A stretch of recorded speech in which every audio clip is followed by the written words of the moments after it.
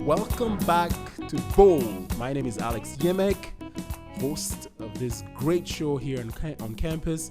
I'm really happy because we are starting this season and we are starting this first episode.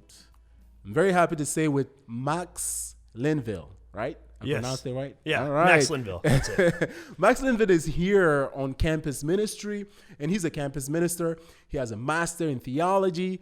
And, I don't want to just start giving out because we're going to have a wonderful conversation. So I want him to, tell us everything, how he came here, all his experience. Why did he choose to be a campus minister? So now I'm going to talk to Max. Hey, Max. Hey, welcome how you doing? Here. Good. We are very happy to have you. And I'm very happy to hear this is your first year. Yes, I've been here for about 3 months now. All right.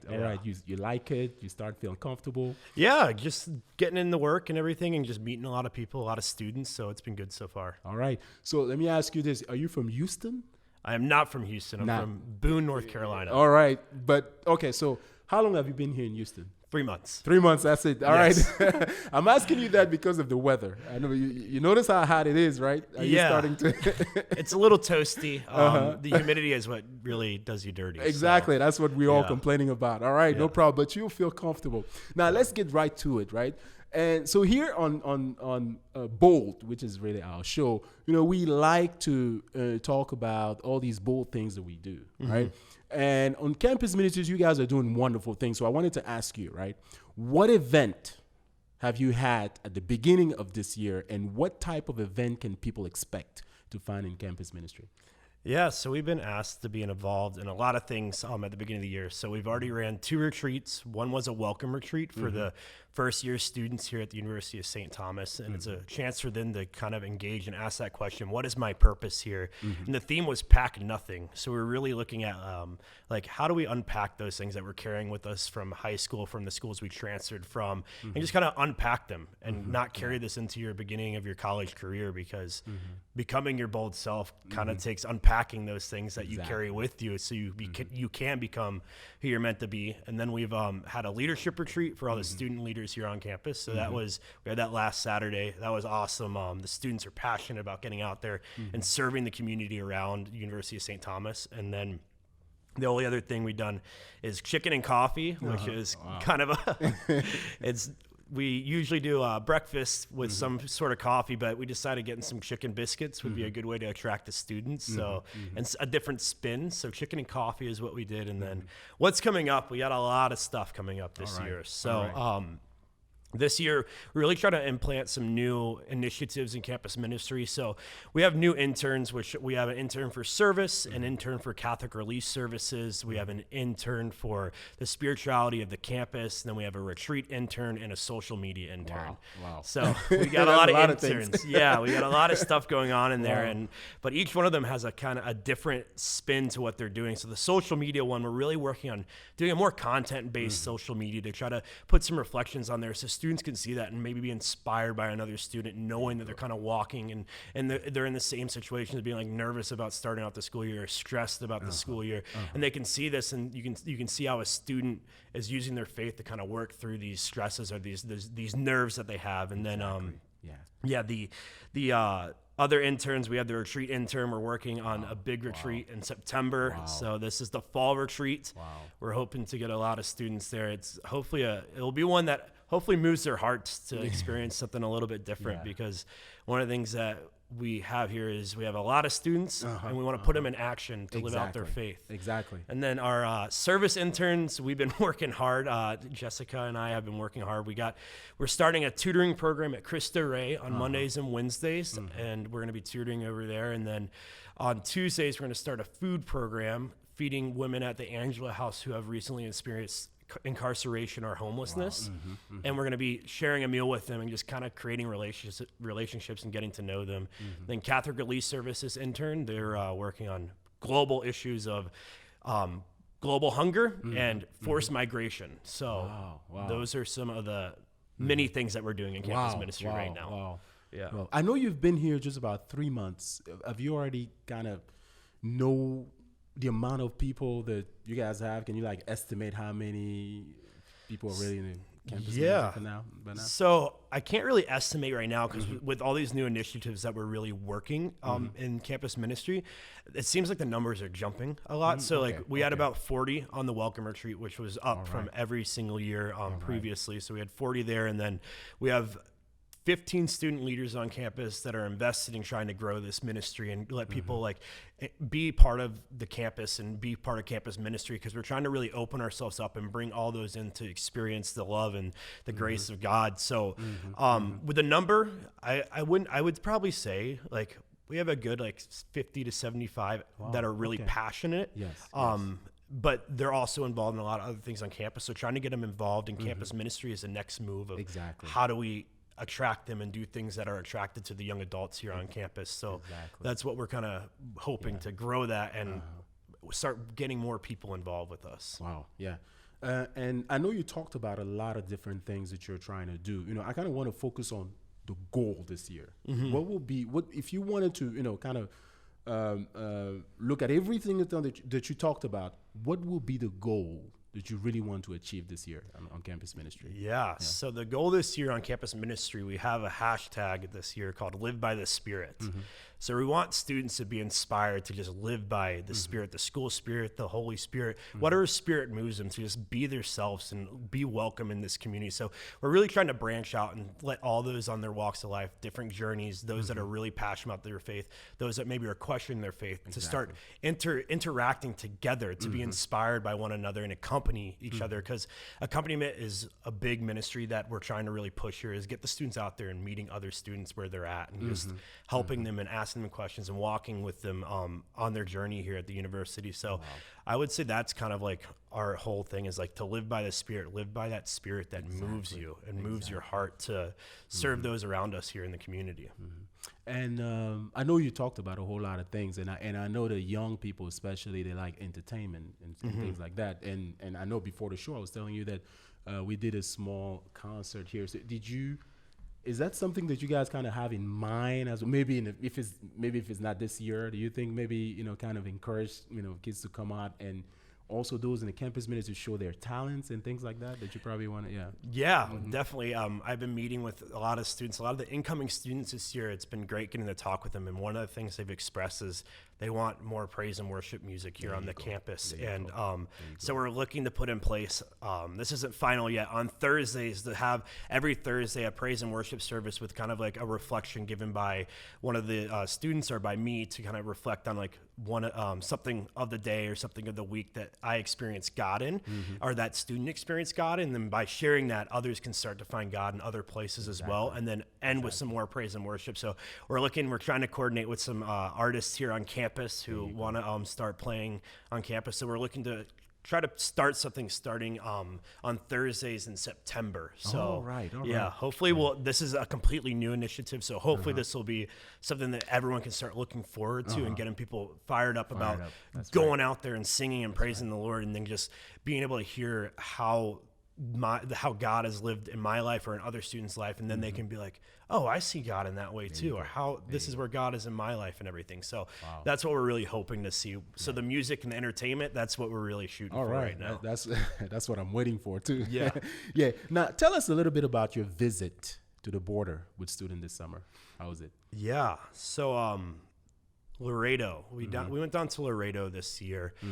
And we were asked by the Archdiocese. They sent out an email, and it was like the first week when I got here. And my partner, Nicole, asked, do you want to go down there? And without even thinking, I was like, yes, get us down there, because service and mission and meeting others where they're at is a passion of mine. So I was like, let's get down there and we'll figure out how many students we can get. So we got 5 students to commit over the summer to go down there, and we brought a busload of supplies for them down there and everything. And if you're not familiar with the border crisis, it's obviously very bad. But when we got down there, there were some new strategies that they were using on the border to try to lower the amount of people coming through. But that's not really what our experience was all about. Our experience was really focused on how those people that were crossing over, how we start seeing their human dignity as human people crossing in need. So when we were down there, we were told to use the term guest of everyone that was entering into the Catholic charities that we would interact with. So the guests that we had there really opened my eyes to how we are called to be a part of this mission for social justice for these people that are crossing the border. Because one of the stories, I'll share one with you really quick, where we kept hearing about this place where they would be given a hypothermia blanket and one meal a day. And it was like, oh, wow, that's like terrible. And they would talk about, how they would take their shoelaces and their belts and any kind of jewelry that they had because they were considered weapons. And I wasn't really sure how to interpret because I didn't really see, I'm not there. So you're just hearing this all secondhand through a translator.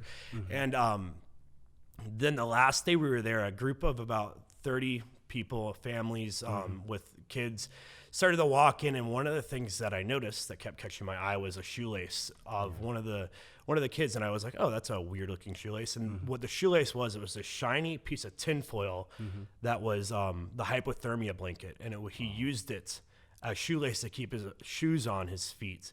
And when we handed him his shoelace to put the new ones on, he was struggling getting the shoelaces off and getting the new ones on. And I just went over and got down on one knee and was like, let me help you, and grabbed it and took off that shoelace. And that moment just really made me reflect on like Jesus washing the feet of the disciples, and what Pope Francis is doing, washing the feet of the inmates, and all these things, and how we're called to serve others in this world. And that was one of the first times getting down on that one knee in this immigration crisis that I was like, I have a purpose in this situation, and I'm here. I need to be a voice for those that do not have a voice. So it kind of put it all in perspective. So that was just like one of the little stories from that trip down there.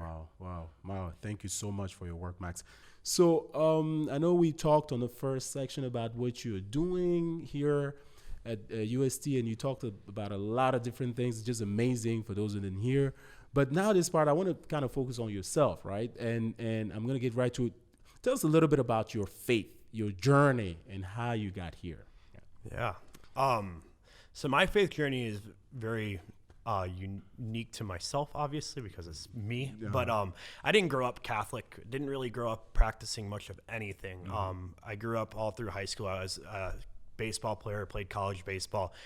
And then when I was growing up, my mom suffered from cancer. She's fine now, but just like all these sufferings kind of made me ask that question of like, is God even real, or all these things? And then finally, when I got to college, my older brother at the time converted over to Catholicism, and then my sister converted over to Catholicism, and then my dad and my little brother converted over to Catholicism. Then I converted over to Catholicism, and then my other little brother converted over to Catholicism. So conversion. Yeah, we had this big experience of God's grace that just kind of overflowed our family and really transformed all of us. So that was my sophomore year of college. So once I had that moment, I was able to reflect back on and see how God was actually interacting in my life throughout everything. So my faith journey did start when I was really young, even if I didn't notice God was there, but I only became aware once I had this experience. And then after my sophomore year, I decided that like I got to put my faith into action. So I started volunteering at the Juvenile Justice Center in South Bend, Indiana, where I was going to school at Holy Cross College. And when I was there, we just kind of talked about virtues at the center and helping the kids at the Juvenile Justice Center kind of like get some like informal education about leadership and things like that. And then it kind of led me to doing a summer in Detroit, Michigan, where I served in an area called Mexican Town, and I coached baseball there and just kind of helped because I was playing college baseball. And then going into my junior year, I tore my labrum playing baseball, so I had to get shoulder surgery. And this is kind of where everything switched for me, where my faith really became everything that I lived for. So after I got that surgery, I was in a sling, and then 2 weeks later, the president of our school brought us in and told us they were cutting the baseball program. So kind of left me with half my identity gone, but I had this new faith, and I was like, I need to put this even more into action and live it out as my everyday calling. And through that, I went to Uganda, Africa, where I got to just go and serve for 3 weeks with my school. And then I got back, and this fire was inside of me. Like, I need to keep doing stuff like this because I feel like God's calling me out to and helping me find these passions, these things that I want to do. And then this led me to, after I graduated my undergrad, to Jamaica, West Indies, and lived there for a year doing missionary work. And through that, I just started to understand how God really wanted to use me by serving those in Jamaica. And it was every time that I was doing things, I kept finding myself engaging with young adults and trying to help motivate them and encourage them to go out and serve those around them. So that kind of switched into when I got back from Jamaica. I knew I wanted to work with young adults, but the best place to do that is a college campus, because that's where I had my big experience. Exactly. Yeah. Wow. So I decided that I got to get a master's, because you got to get a master's to work for a school. So I got my master's at John Carroll University, and when I was there, I had the opportunity to engage with some more students, and we went to Ecuador. We did a immersion in Cleveland, Ohio, working with those that were experiencing homelessness, and then we started a Bible study there too with the homeless community, and just all these service opportunities started to help me shape my vocation and figure out where I was really being called and how God was wanting to use my talents to encourage those. So after I finished my master's essay, I had some job interviews, and one of them was down here at the University of St. Thomas. And on my way back from my interview, I was on the plane, boarding the plane out of my connection, and got a call from the director, and he was like, "We want you up here." All right. Less than 24 hours later. And I go, okay, let's do it. So I trust that God will use me in whatever way he wants. So I said yes without really knowing much. So my fiance and I came down together, and now we're here, and we're trying to bring God to these people here at the University of St. Thomas. So that's kind of how I ended up at the University of St. Thomas, is to serve those in campus ministry. Wow. Yeah. I mean, that's a whole lot of missionary work. In fact, you just talked about your fiance, because I was going to ask you, right?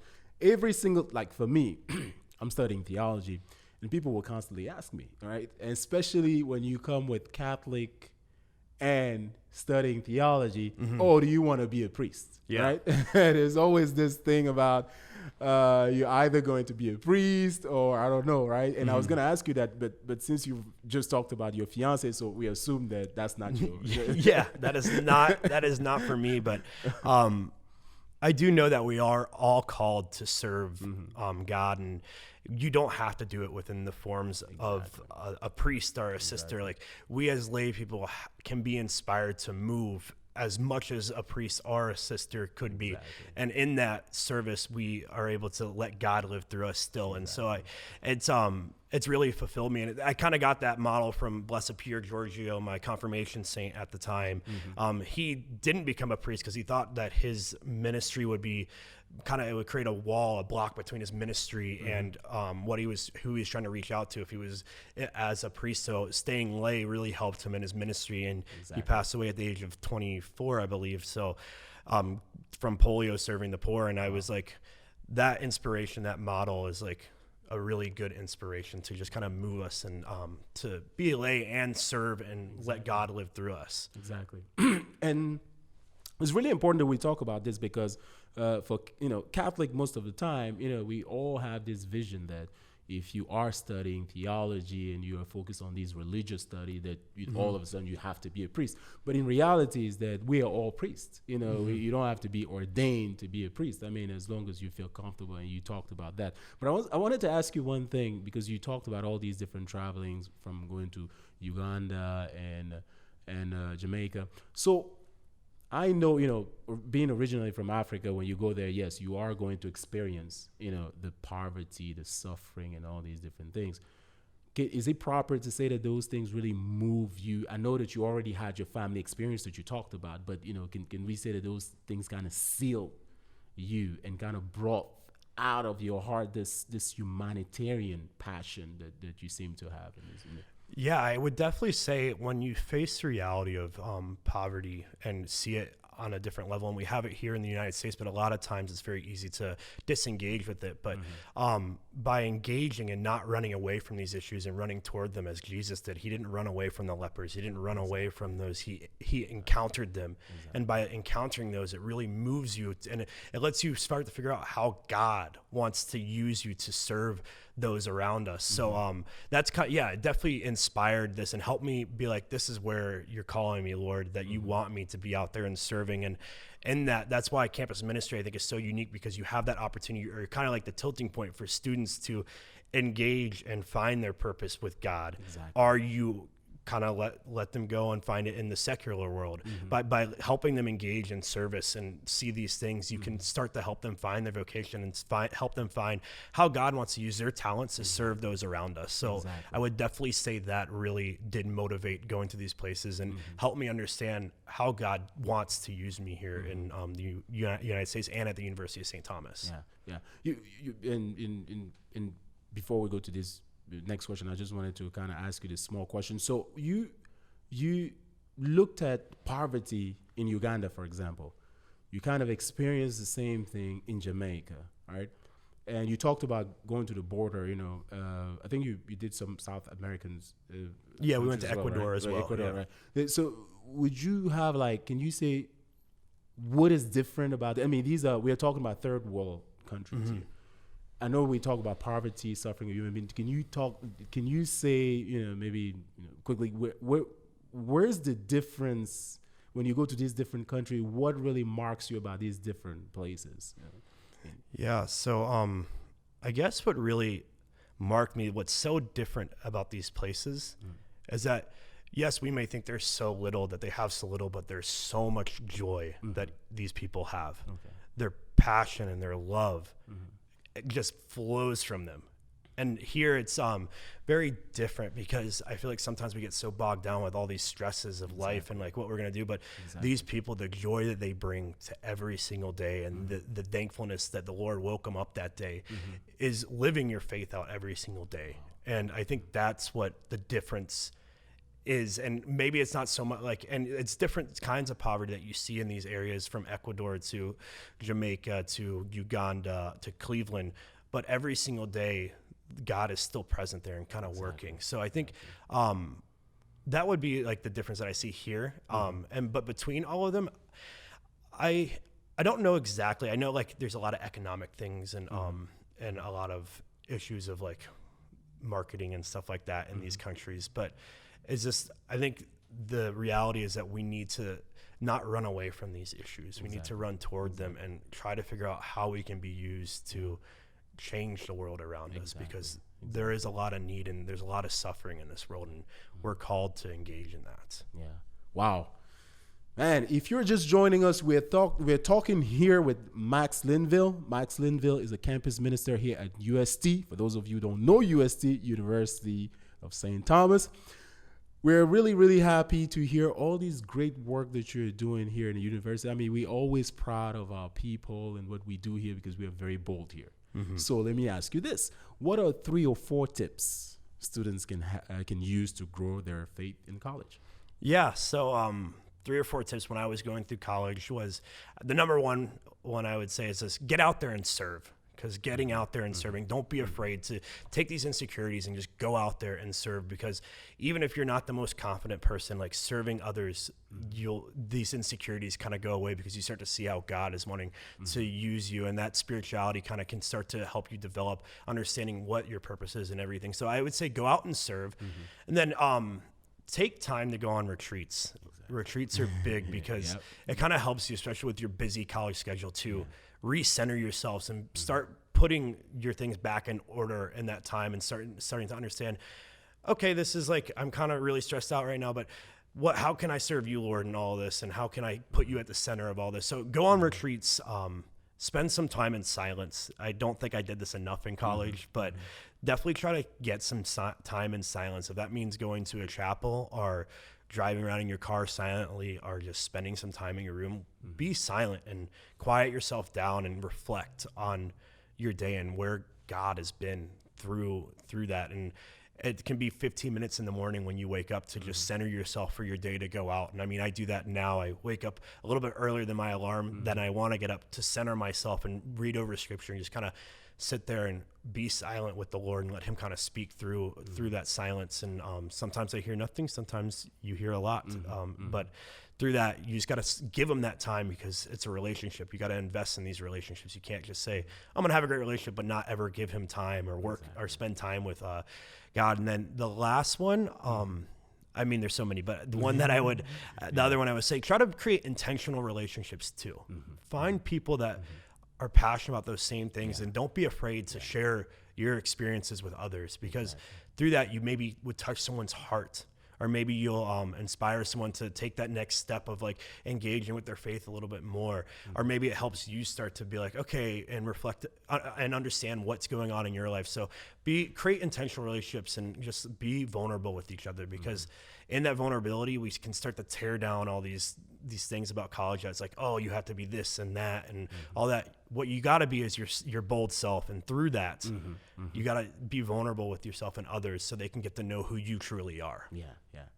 And wow, this is a whole lot of different things that you've talked about. I mean, we're really, really, really happy with the campus ministry here. Now, let me ask you this, right? And last question so that we can wrap up the show. You guys are only helping Christians. Let's say a Muslim come to you now, right? The campus ministry, and he doesn't want to change his faith. How do you handle that? So here at Campus Ministry, we actually, our whole thing is to be open to anyone on a faith journey, any walk of life. And those that are practicing a different faith, that does not mean that you are not welcome in this campus ministry. We are called to see you as a brother and sister and to love you. And so our campus ministry is really an open door. Like anyone can walk in. I've had people walk in that have no faith. I've had people come in, hang out in there that are Muslim. So it's just anyone that feels called to be in some kind of fellowship and community with each other, you are welcome to be a part of this campus ministry. You don't have to be this spectacular holy person. Yes. You can be someone that is searching or questioning, and you are welcomed here. And I think that's a big thing that we want to get across, is that everyone is welcome in campus ministry on this campus. And we're excited for you to be here, because through you, God is present and God lives inside of you. And he is definitely here and wants you here at UST. All right. Oh, thank you very much, Max Linnville. I'm really, really happy. Like you heard, Max Linnville is not saying that they are going to convert anyone to Christianity. You can always come, whether you're a Christian or not, to campus ministry. Thank you very much for what you're doing. And I really, really appreciate it. And all of us here at UST really appreciate it. And we encourage you to continue. This is how our university get really better. Now, thank you so much for listening to us. We are bold here at UST. Have a wonderful evening. Next time. See you next time.